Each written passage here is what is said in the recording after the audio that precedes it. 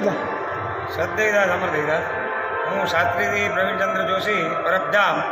અત્યારે આજે અષાઢી બીજનો આ મહાપર્વ મેળાનું સંપૂર્ણ રીતે ભવ્ય આયોજન થઈને આજે મેળો છૂટો મૂક્યો છે બાપુએ, અને પરબની આ જે પરંપરા છે એ પરંપરાને જાળવીને સમાધિઓનું પૂજન, સવારે પૂજી બાપુએ પોતાની હાથે નિશાનનું પૂજન કર્યું, યજ્ઞ યાગ બધું સંપન્ન કર્યું।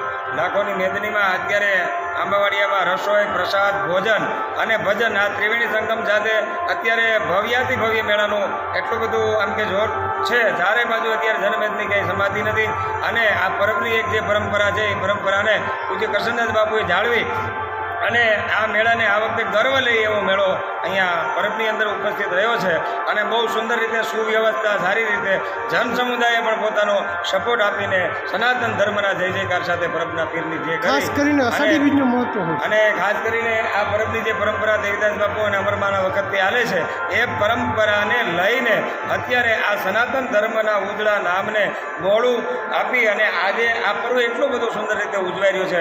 મા અમરમાં દેવદાસ બાપુ, જસાપીર, વરદાનપીર, શરણોમાં સાદલપીર, અમરીમાં કર્મપીર, દાનવપીર, આ 9 એની સમાધિ। પછી અહીંયા આંબાવાડિયામાં અનેક પ્રકારના 1 થી 5 નંબરના રસોડા, આ બાજુ પણ બહુ સુંદર વ્યવસ્થા કરી છે બાપુએ પ્રસાદની, અને એટલો બધો માનવ મેળામણ અત્યારે ઉમટો છે કે દરેકને સુંદર વ્યવસ્થા સનાતન ધર્મ અને પરમની પરંપરા પ્રમાણે આપવામાં આવે છે, અને સારી રીતે આજ મેળો સંપન્ન થઈ જશે। અસ્તુ સદદેવદાસ અમરદેવદાસ।